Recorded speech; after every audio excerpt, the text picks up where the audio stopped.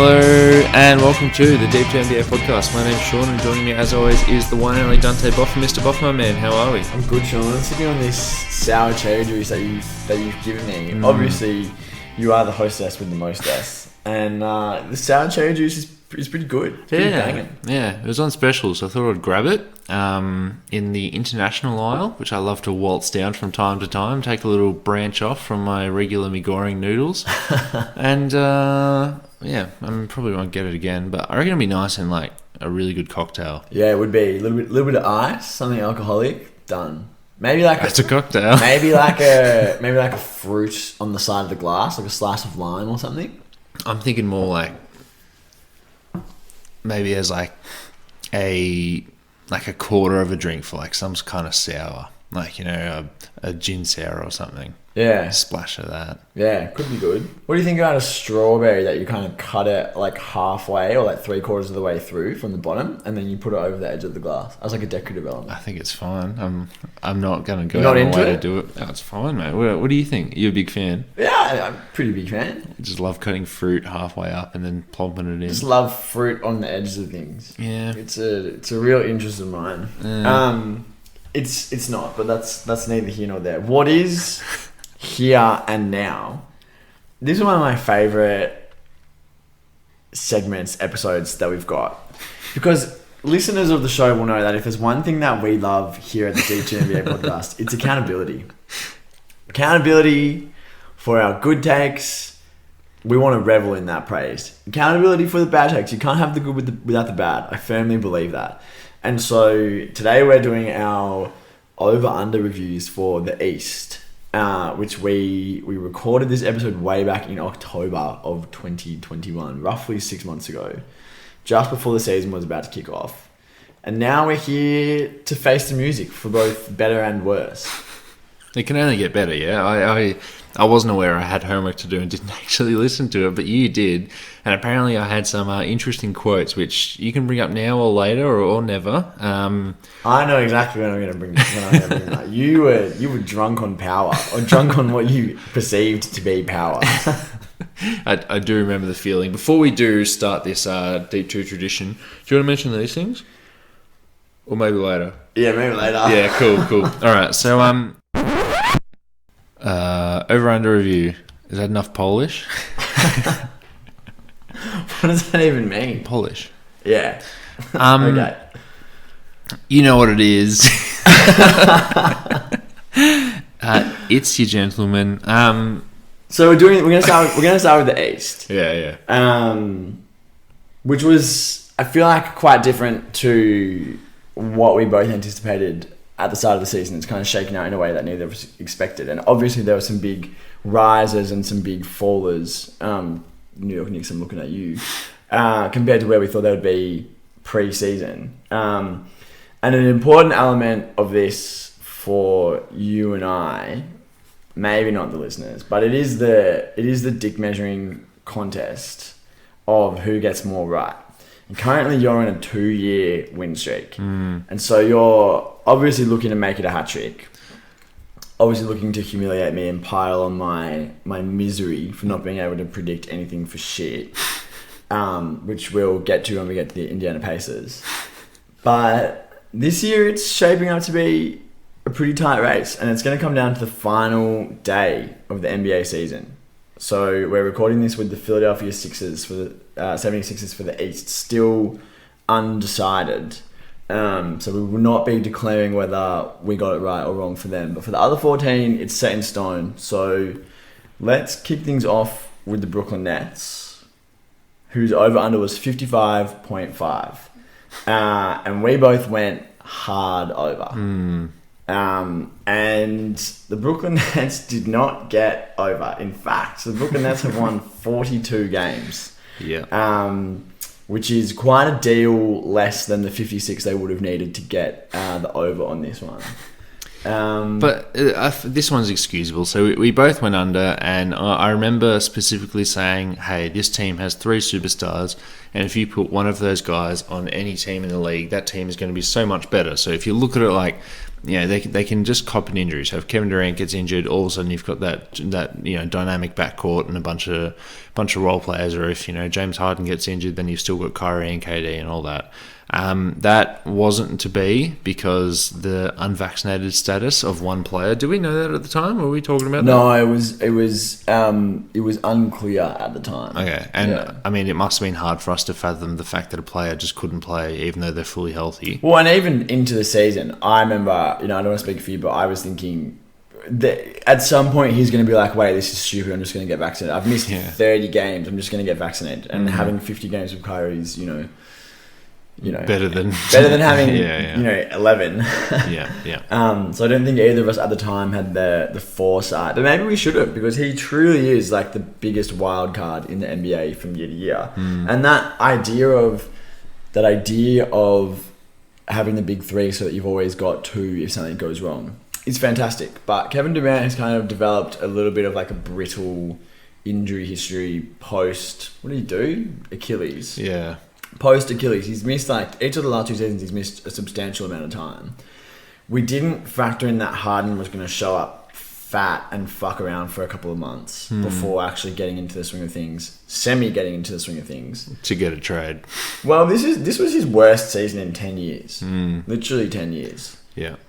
Since he got traded to the Rockets, so neither of us, I think, were expecting that. And then Kyrie, so it's like, instead of having the stability of 3 superstars and always having two on the fucking court, there were periods where they didn't have any of them. And before the Ben Simmons trade, where they got Seth Curry and Andre Drummond, it was very much like, hold on, Nick Claxton, Patty Mills, Goran Dragic. It's like, this isn't a rotation. No, it's like dangerously close to the Lakers rotation. Just like cobbled together with like old people, ninth men. Yeah. Yeah, and Nick Claxton kind of flashed a little bit here and there, but he didn't really do anything to distinguish himself from the other bad big men on the net. So they have like just a problem with who's playing the 5. LaMarcus Aldridge, DeAndre Jordan. Blake Griffin's still on the team. Blake, you were bullish on Blake Griffin, on his ability to, if they get to the postseason, like have a game. Like the Blake Griffin game, where he pops up for like 28 and 5 or something. Fuck, he is gone. He's so cool. And so is Paul Millsap. I thought that was a good signing. Yeah, that did look like a good signing. And he was fine for Denver the year before. He's playing a backup big, but like he was still playing minutes. Like he was contributing a tiny bit. This season just absolutely gone, and now he's in Philly. Yeah. Altogether, like a bit of a season from hell for the Nets. I'm happy to give us a pass. Yeah, I think... Well, I'm happy to give us a pass, but I also kind of feel like, fool me once, shame on you. Fool me for the 11th time, Kyrie Irving, shame on me. Yeah, and we couldn't have expected James Harden to request a trade because he had just gone through that whole awful, request a trade, show up unfit. He had just gone through all of that. Literally did it 1 year before. And then copped a lot of shit for it. We weren't even thinking about James Harden wearing a different jersey. We also weren't thinking about James Harden being shit for 3 months. Yeah. Actually bad. Like we'd seen him shit in the playoffs because he was injured. This was like long-term shit. Yeah, this is just day-to-day shitness. So we get a pass, but also at the same time, like now we know Harden's true volatility. We always knew Kyrie's volatility. Like in hindsight, like maybe there were signs. Anyway, I think we both get a pass. The next up is the Boston Celtics at 46.5 wins. They're currently the 2 seed with 49 wins with 3 games left to play. So they will eclipse this, you would think. They've been on an absolute fucking tear. So them winning out and hitting 52 is extremely possible. So they end up going quite a deal over their over-under. And the Boston Celtics chat in our episode in October was when you declared that because you had done 15 overs and 15 unders and really thought about the composition of your predictions, that you felt like this was the year you were going to get 100%. And you were quite bullish on your own prospects. And I don't want to kind of put the cart before the horse here and spoil anything, but you didn't get 100%. Well, we know because I didn't get the Brooklyn Nets. This Boston one's weird because we both picked the over for reasons like for not so much what they did down the second half of the year, which absolutely spurred them well over this number. We sort of picked them just for incremental progress, new coach, new face. Jason Tatum gets better, Jaylen Brown gets better, and they did. But where they really actually won the games and really like made us look good for this over prediction is just completely being wacky on defense and playing like 1-3-1 zones and Grant Williams being more than just like, you know, Daniel Gafford. Grant Williams actually being like, you know, a fringe defensive player of the year candidate before he gets injured. And, you know, we did our mulligans a couple of weeks into the season, and like we would have been right to say, oh, maybe we should go under on Boston because they're looking just disjointed, disconnected. Is Marcus Smart going to punch another photo frame? Like, you just don't know what's going to happen. I actually remember saying at the time that, like, why does it always seem, and I said to all my Boston mates, I'm like, why does it always seem that Marcus Smart is like getting into the beef every single time? Like, whenever there's an issue, it's always like Marcus Smart's the one speaking, and that could be good because like he's a leader, but also because like he's coming up there and just saying like, you know, we all know how to win games, like don't talk to us. And he's sort of a little bit rude, I would say, when he gets up there and talks about like the altercations with the team.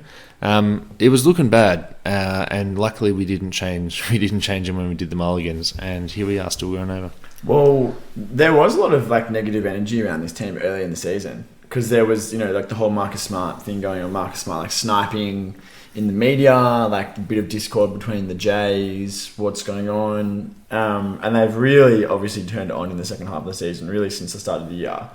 But we both were kind of a bit like ambivalent on this team in October because we were kind of not really sure what to make of things. Like, they're bringing in Schroeder ostensibly to play like a large role as their starting point guard, and we were both a bit off on that. And it was also unclear at the time that Time Lord was going to develop into a genuine defensive player of the year, like all defense level center, who also is extremely valuable on offense. Like, he's fully got the vertical spacing, you know, like screen and roll game down pat.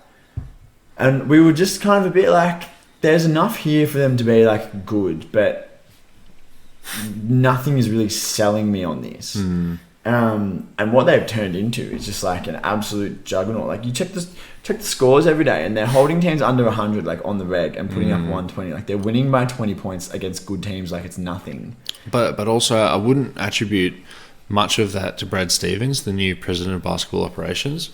It's not like Brad Stevens made some like shrewd moves to like, you know, make this defense awesome. Like, everything the team did good, he sort of inherited. Yes, he empowered Ime Udoka and chose him as the head coach, but everything he did wasn't really his fault. Everything was already there. And we could have full been sitting there saying like, you know, it's Brad Stevens' first trade deadline. What's he going to do? And it happened to be Bol and PJ Dozier, right? And it doesn't matter in one show, all that. But like that was a question mark that we still don't actually know the answer because he hasn't actually done anything. Well, he brought in Derek White at the trade deadline. I completely forgot about that. Who has been really good for them. Who still can't shoot threes, but is a good defender and, you know, like gives you that little bit of bounce from the perimeter. A little bit of zest attacking the rim. I completely forgot about Derek White. So, time will tell whether that is a good... Yeah. You know, like, Derek White's... I think he's making, like, 15 or 16 million a year. So, if Derek White hits 36% of his threes, amazing. If he hits 30, not so much. But Derek White seems to have been a good addition thus far. So, the early marks for Brad Stevens' Pobo are good. But you're right, he... you know, like, inherited this team. And if you're going to credit, like, the player development of Time Lord, you're going to say that's because of Ime Udoka, not because of the GM. Yeah. So. All right, so both got that one, but we'll move on to the New York Knicks, who their over-under was set at 42.5 wins. I hit the push on half a win. You tried to get 42 and 43. And I did. Sneakiest behaviour. And you went the under. I don't know why I pushed this one. Like, because it seemed like at the time Julius Randle was But an all-star guy, and I'm not a believer in Julius Randle anyway. Yeah. So did I love Evan Fournier? I mean, Kemba Walker was there. Didn't love Kemba and didn't love Fournier. I was listening to it today. You were very ambivalent about both. What was I doing? Who knows? You're just drinking the Kool-Aid from the entire state of New York, being like, the Knicks are back, baby. Like Icarus, I have listened to my over-unders too much. And we also both pointed out that this is around the time in the Tibbs experience where it all kind of like turns to shit. You can mark an inflection point and say, "Oh, that's retrospectively, like we should have seen the signs." There's a report last night that said that they're not going to fire him, and I'm like, well, they won't fire him now. They'll fire him in next November when they're 2-10. They'll fire him. Yeah. And then they'll waste an entire season rather than just ripping the Band-Aid. I hit the under because I think I was drinking the Kool-Aid a little bit as well, because I didn't think that they were going to be under by much. I thought they were going to be like high 30s team, and in reality they're the fucking 12 seed with 35 2 games to play. So not super far off, but they've been so underwhelming the entire year. Randle regressed. Like Randle stopped making tough jump shots, and then it's like, oh shit, like now he's just back to being Julius Randle. RJ Barrett still hasn't added like layers to his offensive game, and he hasn't taken a step in year 3 for him to be considered someone who I would feel confident saying he's going to make an all-star team in the next 3 years. Like I agree. You're on that timeline where now you would want to be seeing it from him, where it's like someone like, like a De'Aaron Fox type. Like obviously he had a terrible year, but last year we would sit there and say, I'm pretty confident that De'Aaron Fox will be an all-star at some point. Barrett, like I'm not there at all. And then like Kemba didn't really work. Kemba was benched, after 10 games. Fournier, like... Don't fucking Google. Yeah, do not Google that. Seriously, do not. And then it's like, well, D Rose is there for a little bit, quickly, some nice players, but the bones of a consistent offense were just not here. And they also went on to go on D, and that's how you get to be a pretty fucking average team. And one of the outlier stats from that one playoff year is that they were holding opponents to like the worst 3-point shooting, just by giving up like the third most in the whole entire league, which is like not a very good equation. They're the worst team in the East that was trying to win. There were 12 teams this year that were trying to make the playoffs, and they finished 12th. Yeah. So I mean, it's a pretty big indictment. Strong argument for just pulling the cord on Tibbs, especially because there's been internal strife. It was only a couple months ago where it was like, there's arguments between Tibbs and Worldwide West, and Tibbs is still fucking playing the corpse of Taj Gibson, and like I've got Stephen Bondi on the phone, and he's got a few reports. I actually, this might shock you, Dante, I don't want to talk about the Knicks. Can we move on? Yeah, alright, well, we've got next up the Toronto Raptors, who were set at 36.5. I've gone over, you've gone under. And they've blitzed it. Currently, with 3 games left, they've won 46. They're a good team. In large part to a 6 second half of the season. They're a bit middling. They're in a bit of a malaise, like play-in kind of range for a lot of the season. And they've really just kind of hit their stride and turned it on. Siakam has had a nice season. Fred VanVleet was an all-star. Scotty Barnes has just been like amazing as a rookie, and will probably finish second in Rookie of the Year voting. And now they're a sneaky, like, dangerous playoff team because unvaccinated players can't play in Canada. Well, currently they're going to play the 76ers. And is there someone from the 76ers that's unvaccinated? Matisse Thybulle. Matisse, yeah. That you know how it was rumoured and people were just like, a Sixers player today it came out and Matisse is officially unvaccinated. Fuck, man. Hate to see these Aussies that are unvaccinated. Yeah. First Kyrie, now Matisse. Yeah, I mean, I wouldn't really call Kyrie Aussie, but like we got Sim Bemmons. Guess where my tongue was that one. Yeah, we got Sin Bemmons as well. I didn't even think about him. And all of these blokes are mates with Paddy Mills, who is a nice guy. He's an upstanding citizen, socially responsible, showing everyone how to represent for the country. Far out. And Joseph Ingleton. Yeah. Fuck. I missed on this. Siakam had a a turnaround season. Also, Nick Nurse plays everyone 43 minutes a game, Yeah. which really helps if you're going to win. You don't have to throw out any Delando Bantons out there. Traded for Thaddeus Young, which I guess you could say is a win-now trade, so the front office is looking to win now, which I didn't necessarily know that was going to be the case. I mean, you didn't really know what they were going to do. They're still sort of like, oh no, we're missing Kawhi. But yeah, look, they did it. And so we've started off. You told everyone that I said I was going to get 100%, and I'm currently, excluding the 76ers, which we're not talking about, I'm currently 1 of 4. Yeah, which my calculation is that's not 100%. I just looked at the minutes per game for the Raptors. They've got 5 players who average 35 minutes per game or more. The mathematic doesn't add up. And then they've got 1 other player who played more than 2 games who averaged over 21 points, which over 21 minutes per game, which is Precious Achiuwa on 23. So essentially, there's like their starting 5 is playing 35 minutes a game plus, and then the bench players are all playing 20. One player who really confuses me is Precious Achiuwa. I don't know what he is. I don't know what he does. I need to watch some games and watch his highlights and watch what he does. But I'm confused by Precious Achiuwa. You don't have to answer that question, which isn't actually a question, but I just want to put that out there. I feel like I watched him with Nigeria in the Olympics, and I was like, man, this guy looks pretty good. And he is difficult to project because he's super athletic, but he's kind of a bit all over the shop. But he fits perfectly with the body type that they're cultivating there. Yeah. And that's part of the reason why no one wants to play them, because they've got essentially 4 dudes who are just long-armed terrors, who are just locking you up, blocking your shot when they have no right to block your shot, blocking you at the rim. You literally no fly zone.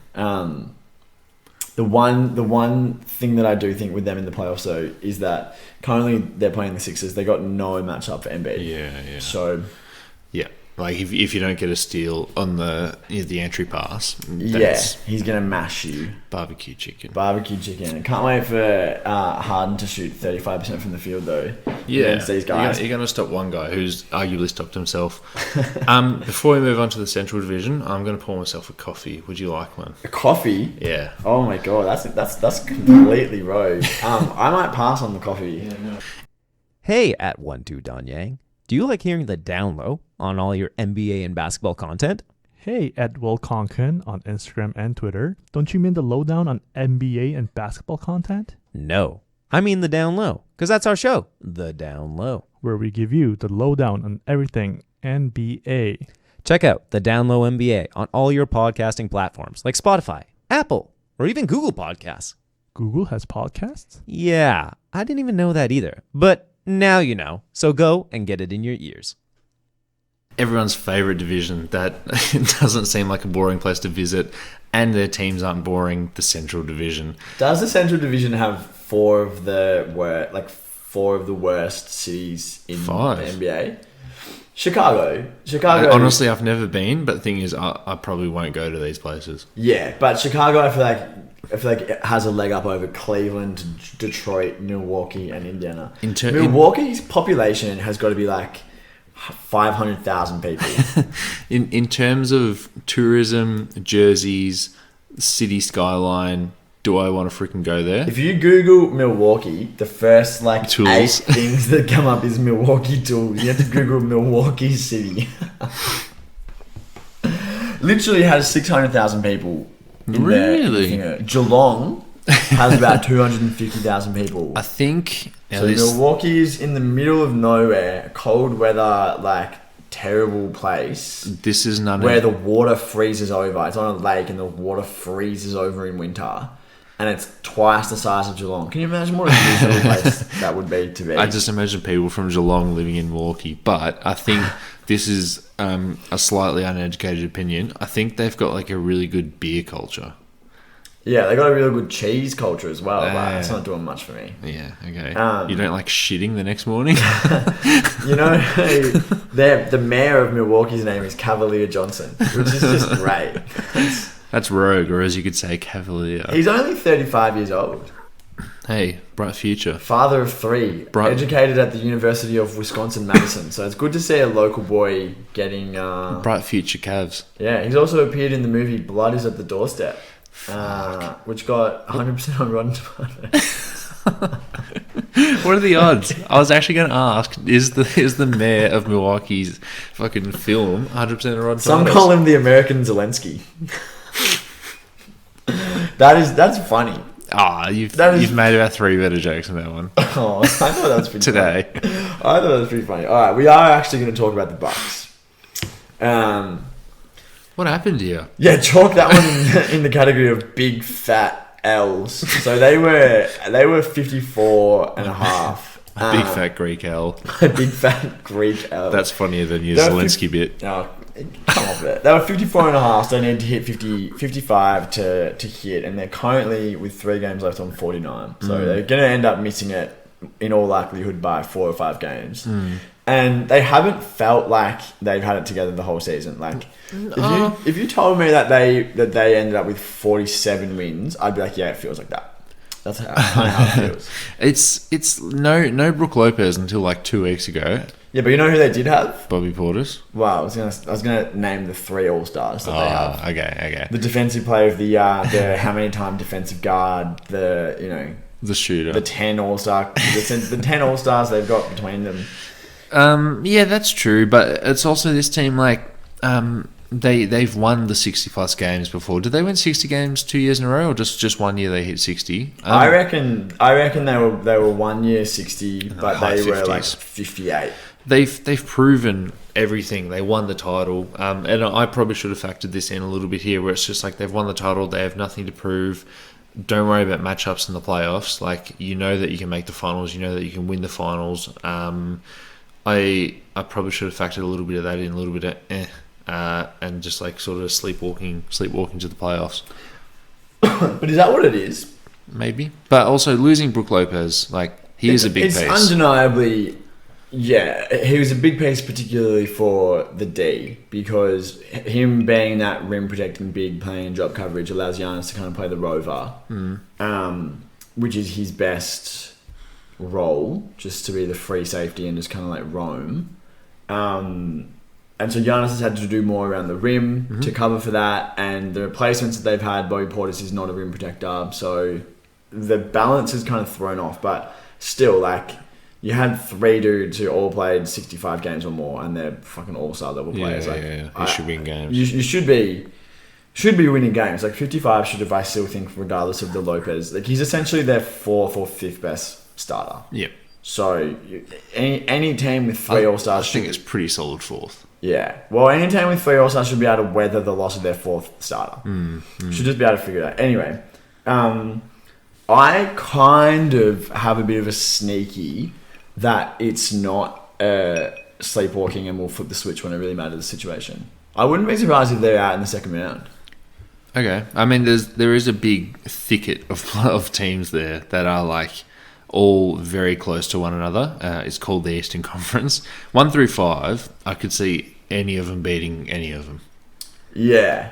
Like the Heat, the Celts, the Bucks, the 76ers, and the Raptors. Maybe not the Raptors, but like it's pretty even. And obviously you've got the Nets down there, which are, they're probably going to win the play-in. Well, you hope so. Otherwise it'd be bedlam. Yeah, I don't know. I think I'm just getting a vibe that it's maybe not like a LeBron era Cavs where it's like when it really matters, like they'll be there, and they'll be there in an irresistible, devastating way. I think that this team is extremely beatable, and because there is this thicket, I think that they're a little bit vulnerable. Yeah. But well, so what happened? I got that. We so both we got both it got that wrong. The next one is one that I've been dreading. I mean, you've brought it up once a month since we recorded. Well, what did I say at the top of the episode? What do we love at the D2MBA We podcast? love accountability. We love accountability. 42.5 was the over. It's pretty small. It's pretty small for a Miles Turner team. What do you mean? It's a pretty small figure Yeah, it is. Yeah, well, it is. for a Miles Turner led team. Yeah. Well, we didn't know that it was going to be a Miles Turner led team at the time. Indiana Pacers 42.5. We both went over. This was my best bet, and maybe the listeners don't remember this, but I played over in my head nightly. I also said that I wouldn't be surprised if Karis LeVert was averaging in the low 20s in points, leading this team to a playoff, not a play-in, a playoff spot, and garnering all-star consideration. Now, that ended up to just be one of the worst predictions I've ever made. And this came from someone who, my and yours, our burst onto the scene in 2019 was we were banging the drum for the Kings. And we said, this is the year the Kings are going to be really fucking good. And instead, they were worse than ever. And that's a terrible take to come into the basketball community with. And I think that my bullishness on the Indiana Pacers and LeVert in particular pre-season is just as bad as that. Yeah. And not only was it in audio form, you also wrote it down in our awards predictions on the deep2.com. Did make some banging awards predictions though. Did you? Yeah. What were the good ones? Email Joker. Tyler Hero for 6th Man of the Year. Is he going to win that? Yeah, probably. Yeah. He's a two guard who averages 20 points a game off the bench. It's done. That's it. Yeah. I went over as well. Tell me what you think Karis LeVert's points per game is this year. 14. 17. See, I don't like Karis LeVert. Well, he's been... I'm shocked that it's that high because he's been terrible for the entire year. He also doesn't play that much because he's always getting injured. So if you only ever play every fifth game... Whoa. Literally had cancer. Cannot say that about him. Dante, now that's a finisher, isn't it? That's a finisher. Look, I shouldn't have gone over as well. He's turned out to not be the player that I thought he could be. Have you given up now? Yeah, well and truly. Yeah, like he's literally not even getting that many minutes on the Cavs. The Cavs that are sputtering to the finish line. With injuries everywhere. Like he's not really getting that much run. He's not being super effective. He's averaging like 12 points a game for them. Accountability, like I'm owning it, but I do just have this regret for going so hard on that. And I think maybe next... Well, also, TJ Warren didn't play a game. Imagine if TJ... Because everyone needs wings, and especially the Pacers. But I just feel like they were so much less than the sum of their parts. I feel like TJ Warren wouldn't have even mattered. Because if you told me that they only played the season... They played the first half of the season with no Warren, and they played with Brogdon, LeVert, Turner, Sabonis, and you told me that Chris Duarte was going to be this good, an early front runner for Rookie of the Year, like a guaranteed first team All Rookie contributor from day one. That's a pretty mint starting five, and this team was shit with those players. Turner wasn't playing as well as he had. Sabonis had a bit of a down year. Brogdon had a bit of a down year. Don't even mention Terry Taylor. Yeah, don't even mention who. And I was also very bullish on Rick Carlisle. I thought Rick Carlisle coming in would kind of be like the anti-Bjorkgren and instill order and modernization in like a healthy way. It hasn't really worked. And also, Indiana never want to tank. They never want to be bad. So, why would there be a blow-it-up opportunity? Which they said, 20 games into the season, hey, let's blow it up. It's not going well. Why would we ever expect that? But, yeah, they did it. It's like this organisation has never bottomed out, never wanted to bottom out. They just love the 6th seed. And they changed. And we didn't predict that they would change because no one was going to predict that they would change. Yeah, and I think it's an interesting conversation for where they find themselves next year as well. That's a conversation for another time, I think. But can I tell you about my league that I've been playing this past week? Yeah, please. Because I'd be offended if you didn't. I love a good my league, and I did Indiana, got the third pick, drafted Paolo Banchero, right? I traded because if you just go suggested offers, you're going to get something wild. Of course, anyone's going to take Cam Johnson for their shitty little piece, right? That's a good trade, but I tried to make him as realistic as possible. So I traded Miles Turner to New Orleans for Devontae Graham, Kira Lewis Jr., and a future pick. I think it was the Bucks' future pick. And then I traded Malcolm Brogdon to the Clippers for Luke Kennard and then some salary filler. And maybe 2 seconds there, right? Which I thought was a good deal. And then just sort of played it out, just to see what's going on. And I really enjoyed playing with them. It was really nice. Obviously, the create your own draft class is a little bit, you don't really know what to make of the rookies there. But I just always forgot that Buddy Hield plays for the Indiana Pacers. You just bomb threes. He is I don't know if it's just me, if you're like this. I don't know if anyone else is like this, but I cannot not get a green release with Buddy Hield. He is the greatest 2K player in the whole world. Yeah. I hit more threes with Buddy Hield than I do Steph, Clay. Well, it doesn't hurt that he's probably got a 91 3-point rating. It is but I don't even get green releases with anyone else. Buddy Hield, I'll take contested Buddy ones. Hield's averaging 27 in your... Well, he hit 13 threes the other day. In the game. That'll do it. He had 11 at the half, and then whoever the fuck was controlling him just kept bombing him. It wasn't going in. But so I couldn't actually couldn't glean much from the simulation because I just kept wanting to play with Buddy because it is so fun. Also, he wanted to re-sign, right? And he wanted to re-sign for 3 for 33, which I was like, that is a very nice deal for Buddy Hield. Lock that up. Yeah, especially because he's already made the money in his career. Yeah. Well, that's great. It's refreshing to see an athlete who has that perspective. He's like, I've already made $130 million. I'm going to take a little bit of that. I'm going to take a haircut. Take a trim to stay where I want to be. Indiana. Stay where I want to be. Let's move on to the Chicago Bulls, whose number was set 42.5. They were projected to go into the play-in, and we both hit the over, and we both won it. Did we both predict that DeMar DeRozan would be, have this late career blossom into better than Michael Jordan shooter, or what happened there? Neither of us thought that DeMar was going to be a genuine All-NBA almost lock. But I was a bit more bullish on them than you were. I think you were... I was here for the Lonzo Caruso era. Were you also here for DeMar being a floor raiser? You were just very unhappy that they had chosen to lock themselves in and a lot of money for DeMar.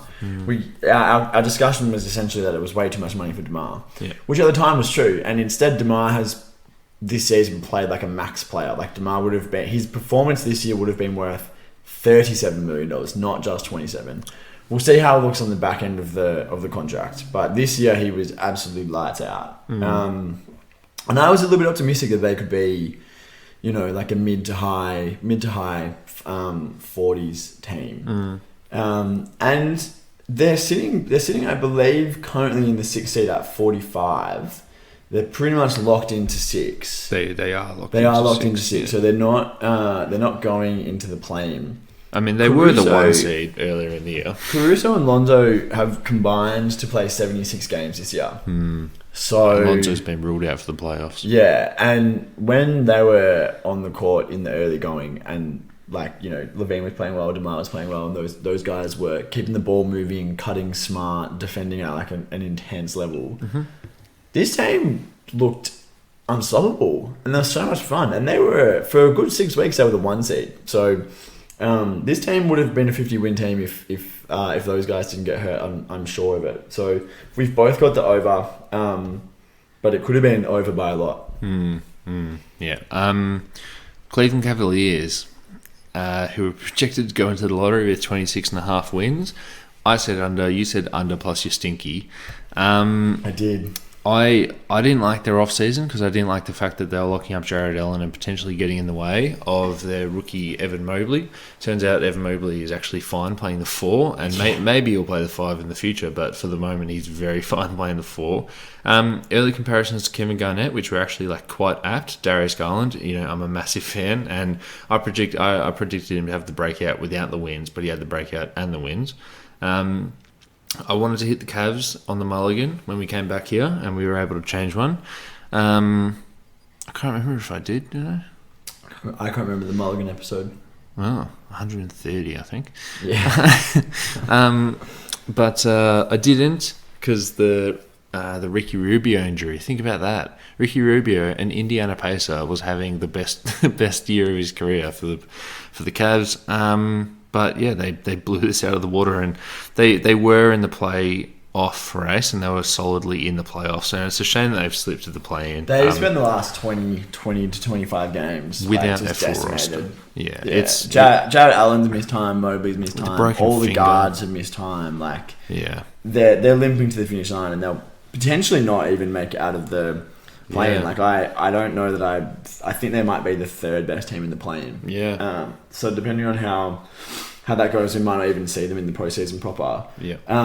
They have 2 games left to play, so they could be as high as 45 wins.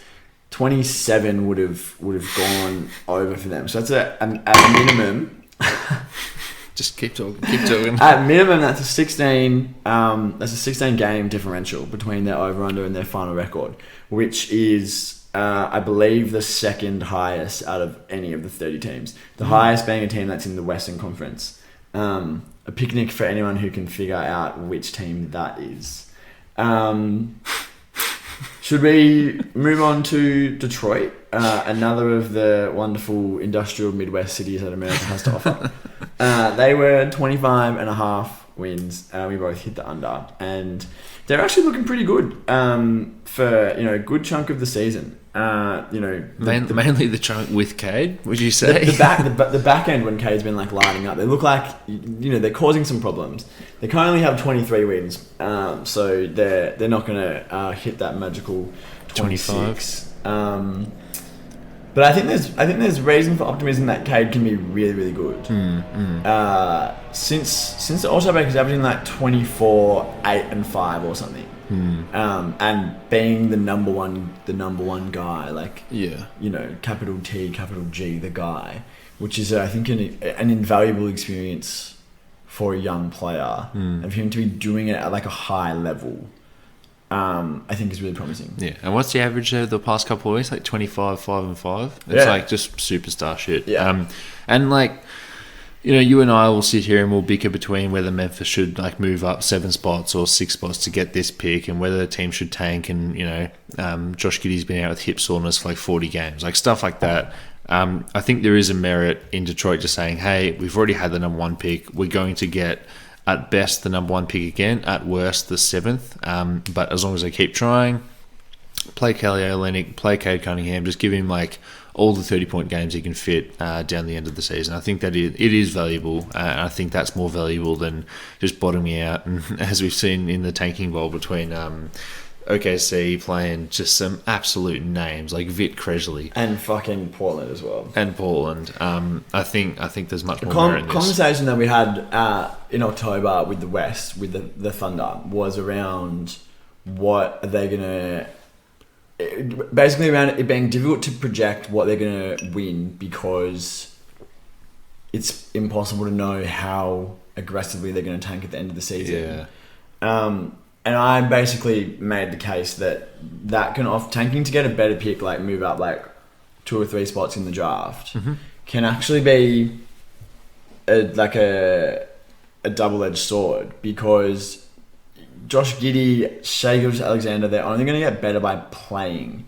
And you shut Josh Giddey down right as he was hitting his stride and just putting out triple doubles for fun. And now you stop that development. And players can develop in the practice gym, but they can also develop on the court, as Josh Giddey was before our eyes. So I think that the Pistons have done a really good job here threading the needle, because they're going to be just bad enough that they're going to be in with a really good shot at getting a top 4 pick. Yeah. And also you've been able to kind of keep Cade not in like an ideal ecosystem, because ideally you'd have better players and better shooting around him, but you're playing him with NBA players for the most part, which Jalen Green's not playing with NBA players. None of the Thunder guys are playing with NBA players. None of the Thunder guys are playing, Dante. None of the Thunder guys are NBA players. But so I think Detroit's done a good job of continuing to develop Cade and still like being bad enough that that they're in with a good shout when it comes down to the ping pong balls. It was actually a really important game, OKC versus Portland to lose the game. Sam Presti played. I say Sam Presti played because obviously all the resting is coming from him. Olivier Sarr played 35 minutes. Lindy Waters III played 24 minutes.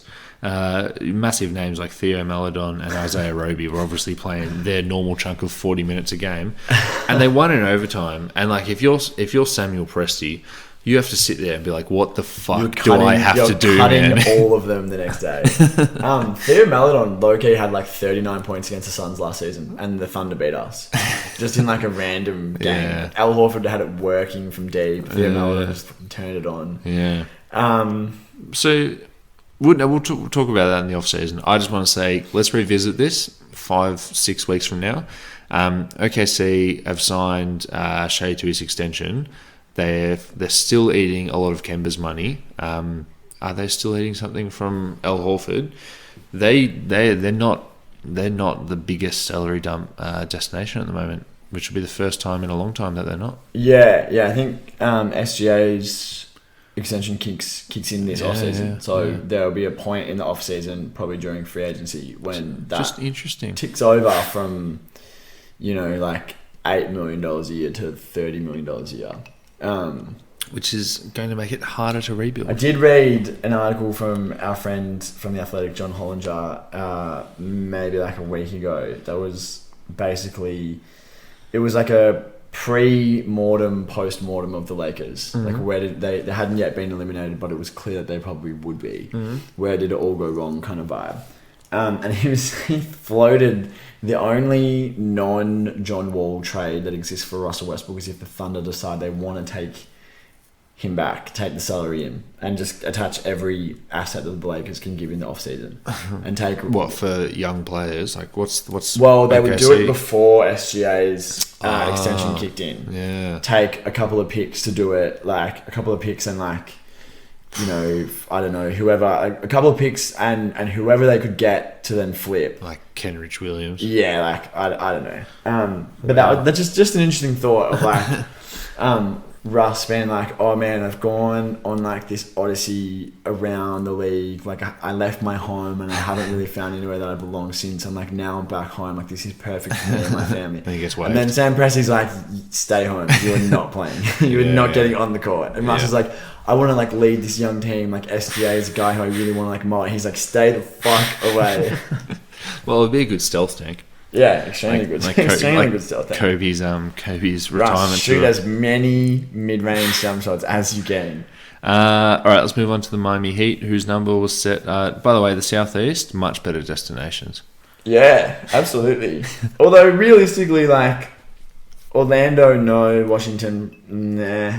Although I think a less liked Washington. Well, like if you Washington's the Canberra of America. Describe it as like the Auckland.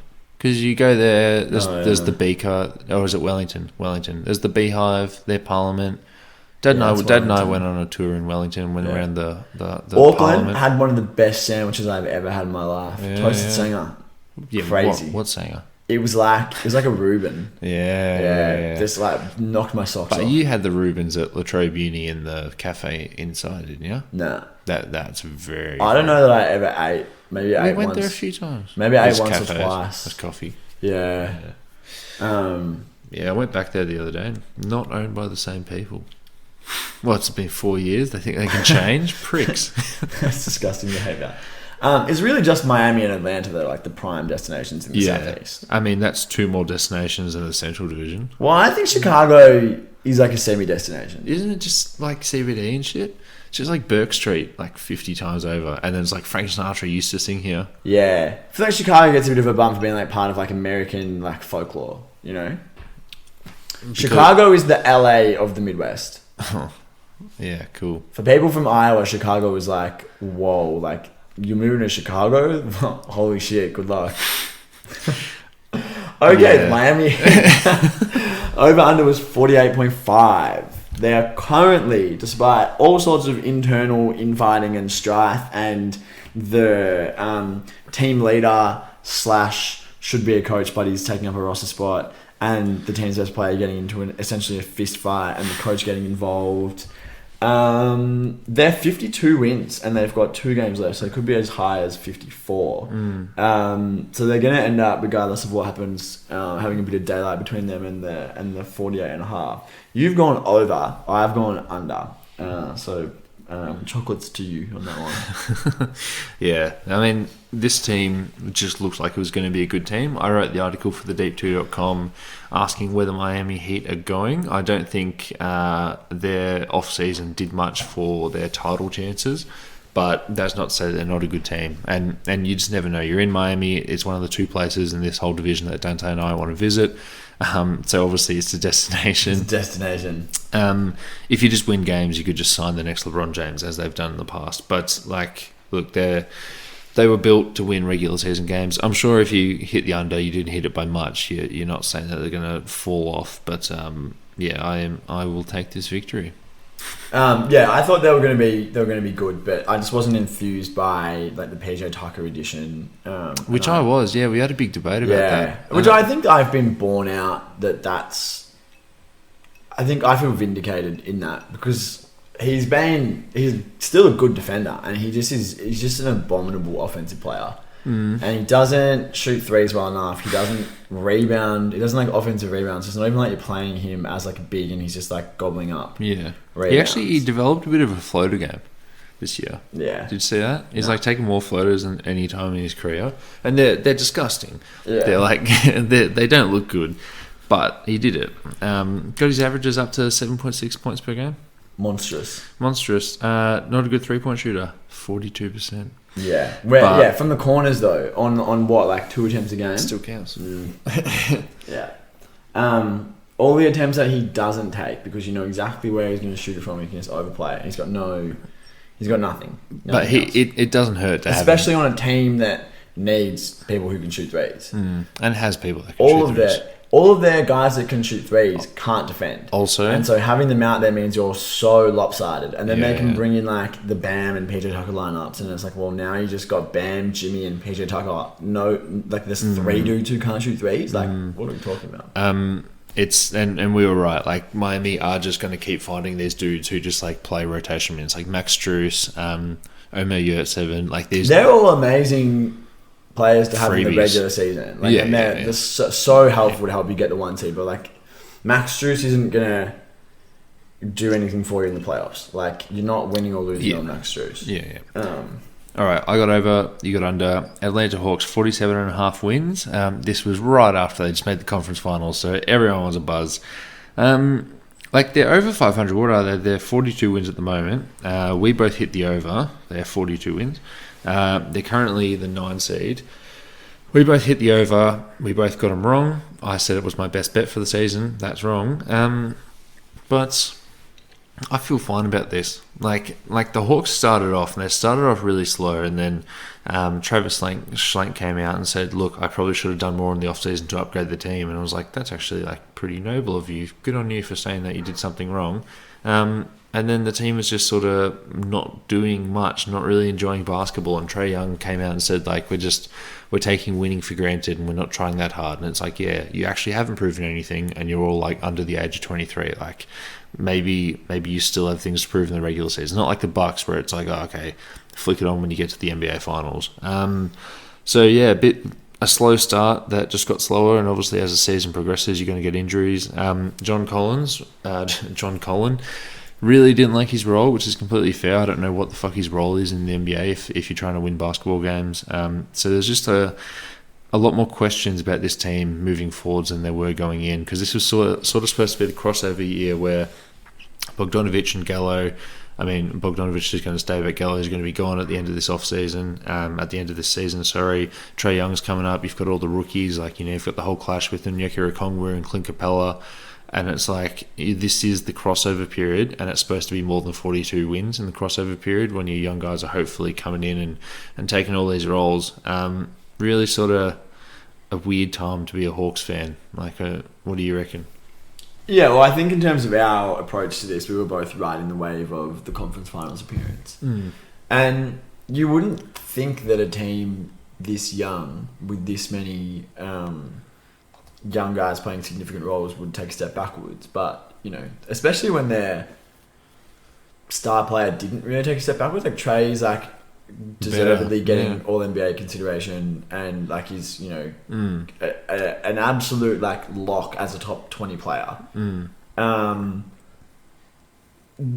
kind of, like, hit on it. Like, the pieces just didn't really fit that well around him. Like, it's like, John Collin, what is his role? There is this, like, kind of tug of war between Capella and Okongwu, and I wouldn't be surprised if they try and move Capella this offseason and just say to Okongwu, like, the future is now, here you go. But DeAndre Hunter struggled to stay healthy. They jettisoned Cam Reddish, you know, midway through the season.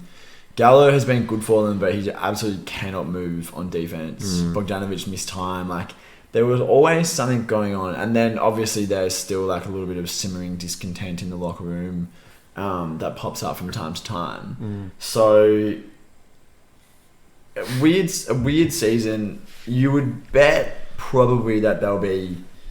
Like, if you gave me 47.5 next season, I'd probably still hit the over. Because I think that this is probably the worst that they'll...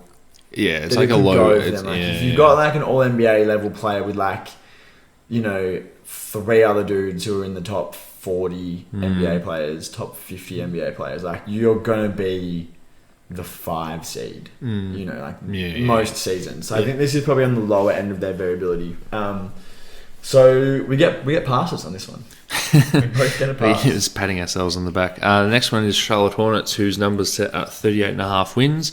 They're projected for the play-in. They're currently in the play-in with 40 wins, I believe, which means they've cleared their 38.5, and they have... Sorry, yeah, they've passed it. We both hit the under. We got it wrong. This is so close.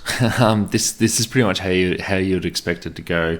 I obviously wasn't one of the people that were like, you know, Charlotte Hornets got next. It's like, no, Charlotte Hornets have locked themselves into the play-in with a lot of their moves. Like, with the Batum stretch, let's not forget that the Batum stretch existed to get Gordon Hayward. So they're essentially paying Gordon Hayward about $40 million a year, 41. It's just a bit of a, like, I don't feel bad about hitting the under here. And the fact that the East, like, the fact that the 10 seed in the East is over 500 is pretty impressive. Like, obviously the top end talent isn't as good as the West, but it's very flat. Like, it's so many teams are just hanging around that 40 to 43 range. So this is close enough to give ourselves a pass as well, but we both got it wrong. Yeah, we can give ourselves a pass, but this has kind of been like, it's been a weird season because early in the season, LaMelo was looking like the all-star that he ended up becoming, and they were playing really well.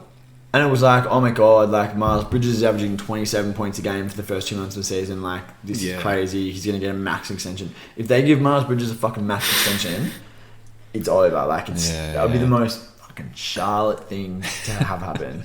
And then this team just went on like a 12-game losing streak 2 months ago. Literally lost 12 games in a row, which is kind of remarkable that happens, and they still salvaged a play-in spot, and truly testament to the absolute ineptitude of the Wizards and the Knicks to not be able to even fucking catch up on a team that's losing 12 in a row. As they're trying to win the games. Nets, also another play-in team, lost like 9 in a row at one point when things for different situation. Different situation, but like, for you to lose 9 in a row and still like be comfortably not at risk at all of missing the play-in is pretty remarkable. So the Hornets are a weird one. Going into next season, I'd say, like, you know, go the under again on 38.5. Yeah, and or the just over. Like, I don't think that this team's gonna be above. Like, I wouldn't say that they could hit 43 or 44 next season. And that's one of the reasons why I criticise them so much. After they did the good thing, they got a high pick, they drafted LaMelo Ball, everything looked great. Like, yes, they had some pieces around them that probably weren't in LaMelo Ball's timeline, but like, you can easily just try and move them. But instead they went the other way and just locked themselves in. Bit of a shame. LaMelo Ball looks really good, and he might just be stuck in purgatory for most of the early part of his career. Yeah. Which is a shame. It is a shame. Like, no one's trading for Gordon Hayward. You have to re-sign Miles Bridges. There's no way you're going to get any other talent like that. Pretty disgusting. And they don't have a centre. They've got Mason Plumlee. And there are so many centres on the market. Trade for Clint Capella. Trade for any of them. Rashawn Holmes, Miles Turner. Clint Capella is perfect. He's lob threat, defensive anchor. Like, yeah, Turner, get him in there. Capella would be cheaper than Turner as well, because the Hawks are like, no, they have to get rid of him. Like, he's now, if they do think that Okongwu is ready, Capella you could get on the cheap. Yeah. Let's move on to the Washington Wizards, whose number is set at 34.5 wins. Was set at 34.5. You went under, I went over. I thought they were going to be a play-in/playoff team. I really like the acquisition of Spencer Dinwiddie. I feel so much more vindicated after he's gone to Dallas and done everything I thought he was going to do in Washington. They started off the season, 10-2, and I think they I sent this in the group chat the other day, but they're like the fourth team in all time to start the season with a 10-2 record or better and then finish under 500. I think they ended 10 games under 500. They did. Lucas Petridis wrote for thedeep2.com what the hell's going on with the Washington Wizards, because it was just confusing. Bradley Beal, instead of potentially getting traded, said, I need hand surgery after putting in a bit of a subpar season. And I'm so lucky to hit the over, and they've gone over by 3 games. I don't feel great about this one, but I still get the point. Yeah. They started with 10 wins, and then after that they went 25 and 42 the rest of the way, which is not super far away from like the Pacers record. Yeah. So that's quite bad. Another team where it's like, I don't know what's going to go on with them next season, because like you obviously traded Bertans, who was nothing, but Dinwiddie was like a big acquisition. Yeah. I mean, they got the zinger, and now you get the zinger back. And it's like, well, what the fuck does that mean? Yeah, it is so weird. Like today, he was just stroking it from deep. Like he's like a meter behind the top of the 3-point line, and he's just taller than everyone, and just like drains it in. And it's like, oh my god, this is what he does. Like this is who he is. But then you're also a bit like, can't stay healthy, can't do anything inside the paint. He's too banged up. He's much more slower than everyone else he plays against. Is he still a rim protector? And it's like, you're selling tickets with Bradley Beal and the zinger, and like all your role players, Rui Hachimura and what's the Israeli dude? All those Denny. Yeah, all those guys that are like what's your role in the grander scheme of things if you're not the go-to guy on your international team? Like what are these dudes on a team where Bradley Beal's dribbling the ball down every time, and they don't have cap space to go out and sign a Jalen Brunson, for example? Like this is the team, and if their number's set at 34.5 next season, you picking the over or the under? I'd probably go over, but like 36. Yeah. Just over. Yeah. Because all the teams in the playoffs right now for the East are gonna possibly get better. Well, they're gonna at least be trying. Every team in the playoffs and play-in is gonna try and get there next season. There's no like old team that's aging out that's gonna like drop off, or they're gonna try and rebuild. And then you've got the Knicks and the Pacers, who are definitely going to try next season. So you've got like 12 teams other than the Wizards who are trying to get in for 10 spots. So 13 teams for 10 spots. I don't know. I mean, I'd say like bang on again. Treadmill of mediocrity, like they'd be exactly where they are for the rest of this season. Dude, some of these East teams are so depressing. Yeah, well, it's literally just that like 11, 12, 13. It's like Wizards, Knicks, Pacers. It's like, well, Pacers less so, because at least the Pacers just like, we're taking a year off, we're going to get a high pick, and we're going to probably come back again. And they've got Hallie. And they've got Hallie, yeah.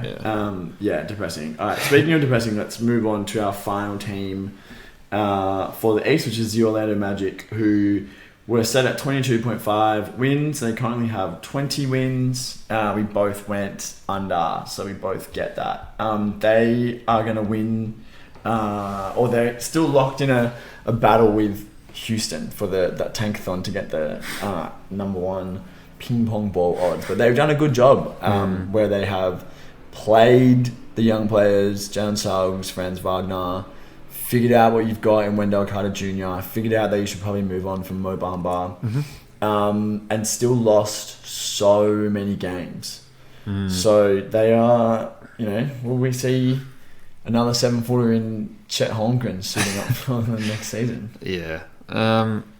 Really not much to say here. You knew they were going to lose games. Like, the only reason they go over is if, like, Colin Anthony breaks out, for example, and becomes like a 20-point per game scorer. And he did. And it was actually like... Did he average 20 points a game? Nah, I reckon it was a little bit under. But, it was meaningless. Jalen Suggs, what if he was really good? Well, he was injured and then he struggled to get his footing. Wendell Carter Jr. is actually like a net positive for one of the worst teams in the league, if not the worst team, which is, a good building block. He might be like... Well, exactly what his draft comp was when he got drafted to Chicago. He might be Al Horford. Cole Anthony was 16 and a half. That's not 20. Well, it's still pretty good. He was 16 and then a tick under 6 assists. With a over 2-to-1 assist to turnover ratio. So decent playmaking there. The only thing is he's a diminutive guard who loves to shoot, who has not yet cracked 40% from the field in his first 2 seasons. Which we have seen before. The magic number, the absolute magic bare minimum number. But what number does it start with? Also, no John Isaac for a whole entire year. Bit weird. Also, spent he the whole seems a bit time weird. making his Ben Shapiro book. Making his book. Why I stand. Sick. Are you gonna get it? Nah. Maybe I'll get the ebook on like Pirate the. Nah, you can get like a 30 page free sample if you like get it through like the Apple eBooks app. So I'll do that. An old co-worker of mine used to write erotica, and it was absolutely fucking awful. But he self-published ebooks essentially. Yeah. And I would he'd like tell me about the book and like it's been published, like it's out, and I'd go onto the ebook store and just read the 30 page. Yeah. Yeah. It was written at the level of essentially like a grade 4. Yeah. Which is kind of illegal, isn't it? Well, grade 4 erotica. Yeah. It was so bad, and he was so self-serious as well. He was like, "Yeah, I'm a writer." He's like got like a pseudonym, not a pseudonym, like an acronym. Yeah. Not an acronym. You know what I mean? I actually have no idea what you mean. You know, like a, like J.K. Rowling, like S.F. Carroll. Yeah, J.K. Rowling, S.F. Carroll. Yeah. Sean Finbar Carroll. It's actually Sean Thomas Albert. That's why Thomas Albert. Anyway, way off topic. How do we get onto the Jonathan Isaac? Yeah, so I might preview read the ebook just to see what is up. Well, one thing about the Orlando Magic, because we have gone a little bit off topic and we're done, but I thought RJ Hampton was better than this. It turns out just like catching nice little cuts from Nikola Jokic just force feeds you 10 points a game. Turns out the NBL Next Stars program it's a coin flip. For every LaMelo you get an RJ. Well, who are the two guys at the moment? Ozyman Deng and Justinian Jessup. He's over there. Yeah, but no, he's already owned by the Warriors. He's already been drafted. I should remember this. Bear with me. Great radio. Usman Deng and who? He's like in the second round. Yeah. Yeah, we love that. All right, well, whilst you look for that, I will wrap things up with an update of the score in the dick measuring competition. It's currently 6-6 heading into the Western Conference. So everything to play for as we move across the country into the Lefton Conference. And just trying to stall for time so you can find this guy. We'll be back sooner than regularly scheduled, because we obviously had like a 3-week hiatus in there because of life and COVID things. So we're making up for it and returning the favour. We'll do the West over the weekend. And then we've got a 4-man weave plus Marco coming out on the JVG feed on Tuesday. Well, it'll be Wednesday because you know how they upload at 7 a.m. the next day. 7 a.m. Wednesday. Stay tuned for tune into the JVG feed. And with that, I've run out of things to stall. You've stalled for so long. We are going to end the podcast without knowing who this guy is. Hold on. If you have to scroll back through like 50 posts, Hugo Besson. Sick. Hugo Besson. Sick. All right. Well, Sean, I'll talk to you for the West. See you. Peace.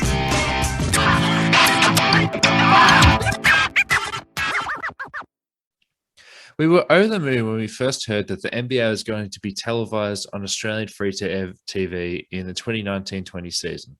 It didn't exactly go swimmingly with the nasty cough halting the season and games getting cancelled left, right and centre, but it was a huge step and an exciting one for basketball fans all across the country. Better yet, it wasn't a commercial channel cashing in on some basketball nerds like us. It was SBS, one of our public broadcasters. Unfortunately, the NBA wasn't the only thing SBS was pushing last season. They also ran advertisements from Sportsbet, Ladbrokes, Bet365, BetEasy, and Neds, some of the biggest sports betting companies in Australia. In a one step forwards, two steps backwards move, SBS has dropped the ball here. As a public broadcaster, SBS plays a key role in providing relevant, culturally appropriate health information to local communities. The last thing SBS should be doing is offering a platform for gambling companies during the most financially unstable time in recent memory. This past year, men aged 18 to 24 made up 79% of new gambling account holders, with increased median spending and frequency of bets. This is the last thing we should be spending our money on given the financial uncertainty that comes with the pandemic. During COVID lockdowns, wagering companies spent more money on advertising and incentives to gamble, and it worked. SBS needs to hear from viewers that gambling ad revenue isn't worth the harm it causes. Call on the SBS chair, George Savitas, to put community health ahead of gambling revenue by signing the petition at www.endgamblingads.org.au/get gambling off SBS with hyphens in between.